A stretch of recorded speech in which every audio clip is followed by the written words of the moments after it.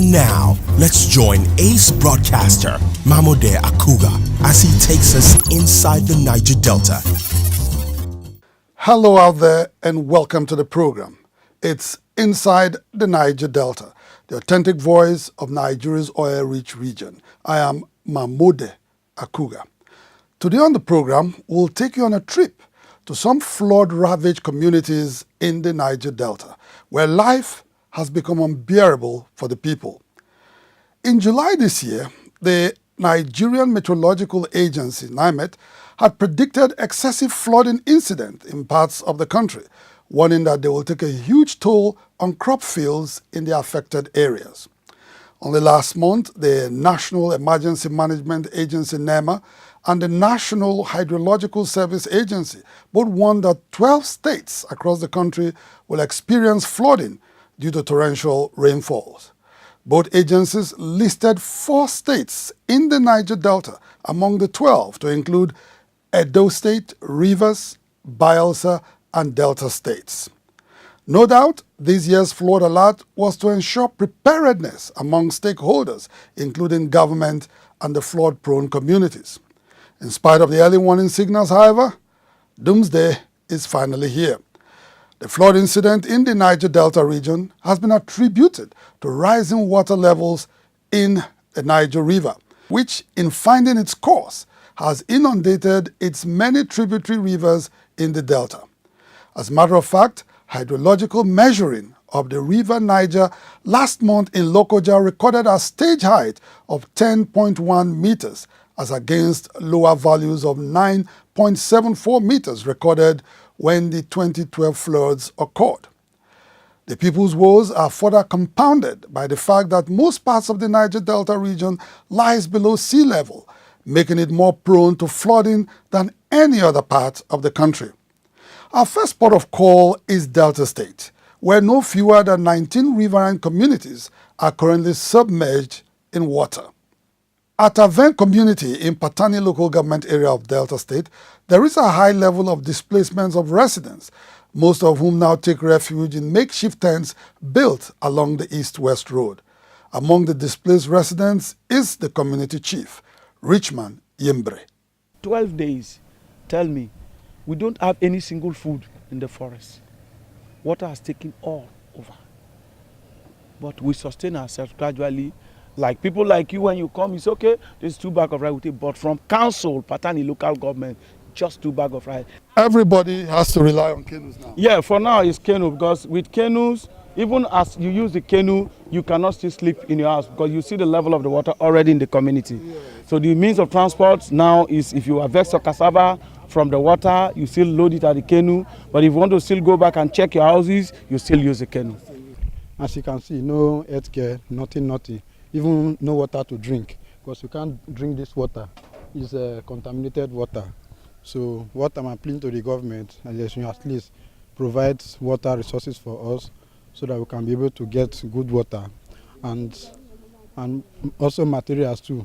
Like as you can see now, our mattress, everything is in the water, so we can't sleep anymore.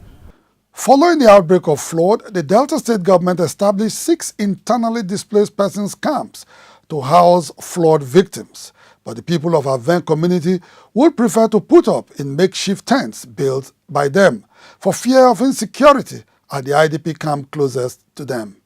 This is just by the road. Are you not at risk? Where do you expect me to be when my people, my subnets are on the roadside? Where do you expect me to live? To go and rent an hotel? I have buildings in Ughelli. Can I sleep very well in Ughelli when my people are on the roadside? Which is impossible.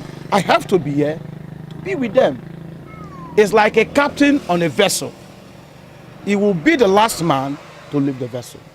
So you must stay with your people. I must stay with my people. That's why I'm here.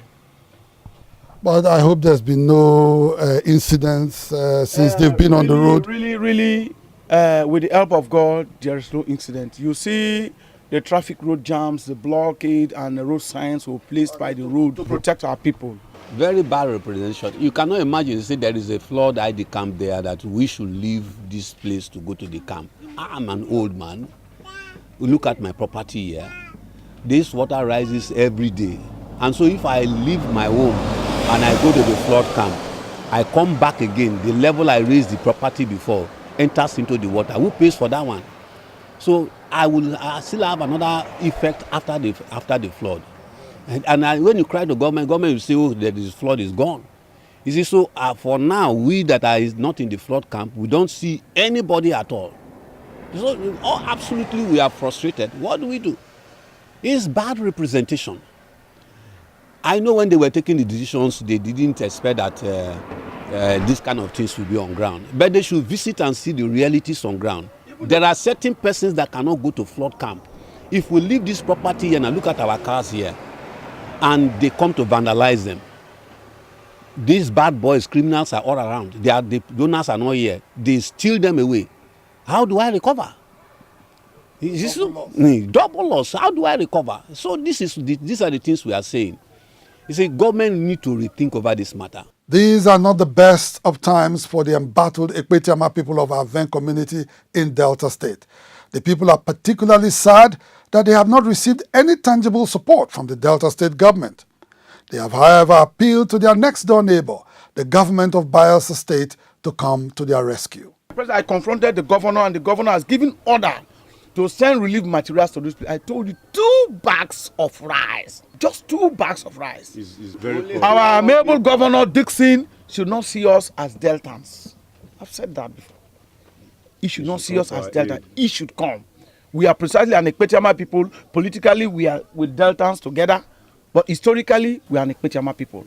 So why are things happening like this? So from Aven community, which is in Patani local government, down the road, still along the east-west road, we are standing now at the junction of Ume. Ume community is an agrarian community. It's in Isoko South local government area, and the entire community is covered in water. You can see behind me that everyone is on the road trying to, sell off their wares, and other people trying to buy. I told you earlier on, you can see people trying to get plantain out of the village. The road is not the market, really. The market right now is flooded, so nobody can do business there. If the cameras come with me, you can see right over there, you can see the stalls, the market stalls. That actually is the market, and nobody, of course, can do any business there anymore. That's why you have everybody on the road. Like I told you earlier on, it's an agrarian community, so there are largely farmers in this community. This is still at the entrance of Ume. We're going to go into the community itself, where there's a huge flooding problem, but their farms are a little bit out of town, so they say those farms are seriously flooded. In fact, we have some dry land here now because of this road. This road, I did tell you earlier on that there's a unique story behind it, because it's a road that was constructed out of social media advocacy, constructed by the Governor Odunaga administration. And the man who led that social media advocacy, we're lucky to meet him in Ume today. That's Barrister Duncan of Alco. Well, you can see they are already clapping as soon as I call his name. He's a local hero in the community here, because he was able to get the governor of Delta State at that time through just social media advocacy to construct this road that has provided some kind of dry land for the community in these flooding times. Yeah, well, we created a Facebook page called Umenid Road. That we used to draw the attention of the then governor of Delta State, Dr. Emmanuel Uduagha. And our selling point then was the fact that Ume is an agrarian community. We farm majorly cassava and plantain. Our major stake is plantain. What you can see now is the cassava. The same thing that is happening to our cassava, it's the same thing that's happening to our plantain. The only luck we have now is the road. You could see everybody leaving their houses now to come and do their farming processing here on the road. I don't know how my people are going to survive next year, because as you can see now, we cannot say this is a bumper harvest. No, Normally you harvest according to your need, but what we have now is excess supply to the market. Imagine a bush of plantain that used to sell for about 4,000 to 3,000, we are selling for 500 naira. Just any amount of money just to see that you can make some money out of it. And this is not even our re-harvest season. We are supposed to harvest around January, February. But here we are now, we are harvesting October. So one thing the government can do for us to go back to farming as soon as the flood recedes, is to give us improved seedlings, improved varieties. I know that there are some cassava stems that can get their maturity is around 6 months or so. Now, if they give us such a cassava stem, that will be able to address the challenge. But if we use this conventional one we are using, definitely we won't be able to supply the market, because this one take about 9 to 1 year before it reach maturity. The water, they square our teeth well. All our mother has done for finish. Planting done for finish. Cassava we root. We not the feed the root again. We don't tire. So I know say after the water, hungry go too much. Ume as a community is known as a farmer's land where all individuals do to farm. So all their property, their crops is failed by now. For now, all the things are being destroyed by the flood. So I don't know what to say. Otherwise, the flood has taken over everybody. Next year there will be hunger in this place, and that's hunger. That's what I'm afraid of. Because maybe crime will come upon. Because when there is no food, people have to look for a way for a food. In Kwale, Ashaka, Oko and Abo communities in Delta State, free movement and communications have been affected by floods ravaging the area. I am right now in Oko. This is a road, if you are leaving Kwale, get to Ashaka, Oko, and then you get to Abo community. Abo is over on the other side. Unfortunately, they say, of course, we can't get there. The entire place is all in water. Everywhere there is underwater. This road was just cut off completely. But now we have some kind of work going on here. There are boulder stones underneath, and some bags have been put on top just to ensure that people can move on this road, trying to get to Abo community. But I'm here with some youths from Oko community. I want to try to find out from them what the situation is out here. Nobody can get to Abo right now. No, nobody goes to Abo right now. There are people still living there. They have camps, and they are passing through the speedboats. Okay. They use the speedboats through down to Abo, and it's a long distance, I must confess. A very long distance, risking the life of people on water. You understand? This water is all the way from Niger. And if something eventually happens to those people now, going to Abo, so who is to be held ransom? No rescue team, nothing to show. The government just abandoned us, doing their politics all and there, forgetting us here. Upon all the resources we have, this is Ndukwa East, where everything is being collecting from. Nothing to show that that we will have the resources that can. So there's no, as in we need the government to come and help us and do something. As this rain they fall, so now this road chop like this? Yes. So what do they do for the road? They control motor, they don't go for enter inside. So plenty hold the road? Plenty of the road. In spite of the people's outcry, Governor Ifeanyi Okowa has promised to intervene in all communities affected by the present incident of flooding in Delta State. The flood has impacted very negatively on our people. And I'm aware from what I saw in Anambra State that it's not all over yet. We are likely going to have greater impact in the next few days. And we know that we're also opening a lot of camps for people. It's not the best of place to stay, but it is better than staying outside. In neighboring Bayelsa State, the enormity of the flood menace is equally visible.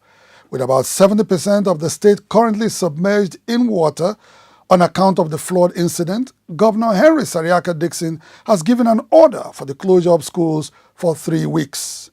The governor, who recently took a tour of impacted communities in the state, also urged the federal government to declare a state of emergency in Bayelsa State.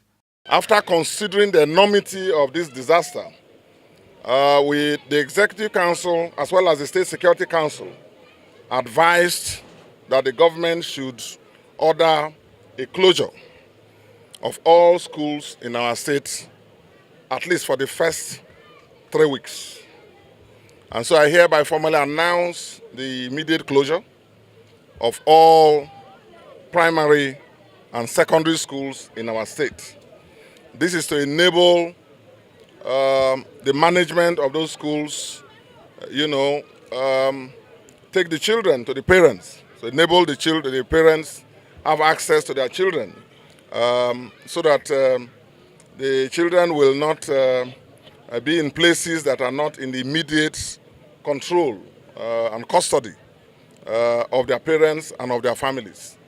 This is a very trying period. So our hearts and our thoughts go out to all our people in all the affected communities, community after community. Few days back, you will all recall that the federal government declared an emergency flooding situation in 4 states. I think about 4 states. Now, that declaration did not take account of what is going on in Bayelsa, and that's very unfortunate. Because the federal government should know that once there is any flooding in this country, there's no way Bayelsa will not be the worst affected. The reason is firstly because our state, the entire state is below sea level. And secondly, all the major rivers and tributaries through which water flows from the river Niger and Benue to the Atlantic pass through Bayelsa State. 70% of our communities are under water now, and people are now grappling for survival. The government is working with them, with the security services, the NEMA and the SEMA officials. Everybody is now with community leaders organizing themselves to now mount various forms of rescue operations. So I want to call on the federal government to quickly declare an emergency in respect of the flooding situation that we have assessed on ground. I want to use this opportunity to call for support from the federal government and from all agencies and organizations who are in a position to alleviate the sufferings, the extreme sufferings of our people. After the national disaster and flood was declared in 4 states, the National Emergency Management Agency deployed officers to cover those 4 states and all other states that will be impacted, and Bayelsa State is one of them. All the water we've seen from Lokoja, from Niger, will end up here. And so many more people will be affected. And so we have seen, I've gone around with His Excellency, the Governor and the Deputy Governor. I've seen myself, and I think it is pathetic, and I'm taking the report back home. And more support will come from the federal government. We have supported him by bringing tents. Food materials will be arriving anytime from Monday. We are also supporting the SEMAs to organize camps. We have brought a water purifying machine here because we know many of the water sources will be contaminated. We are going to have a lot of containers and purify the waters and making sure that they don't take contaminated waters. In Rivers State, the first major flood incident occurred this year in Ahoda West local government area, where 2 persons were reportedly drowned and over 30 communities sacked by flood. At the moment, the furious floods have encroached into communities in Ogba, Egbema-Ndoni local government area, which is also surrounded by the Orashi River, a tributary of the river Niger. It has been a painful experience to which the chairman of the Ahoda West local government area, Hope Ikirikpo, has reacted. It's a shame that the federal government will not live up to its responsibility. It's most painful that Ahoda West contributes so much to the economy of this country, and such has happened, and they don't want to attend to us. We will still continue to call on them to come and save lives. We have recorded 1 or 2 cases. We don't want to record more. In the month of September this year, an estimated 20,000 hectares of farmlands and several buildings were submerged by floods following a torrential rainfall in Esako East local government area of Edo State. Only last week, an early morning downpour destroyed property worth millions of naira at the headquarters of the Independent National Electoral Commission in Benin City, the Edo State capital. The Edo State government is asking its people in the future to take advantage of the early warning signals to do the right things. Now that we know early warning practice can assist us to mitigate, if not completely avoid, the regrettable effects of such natural disaster as flooding, we should use the benefit of this workshop in fashioning out the best management strategies. Importantly, I am equally pleased that road work show within the vulnerable local government areas in Edo State is being integrated as an additional component of this flood emergency response and management program.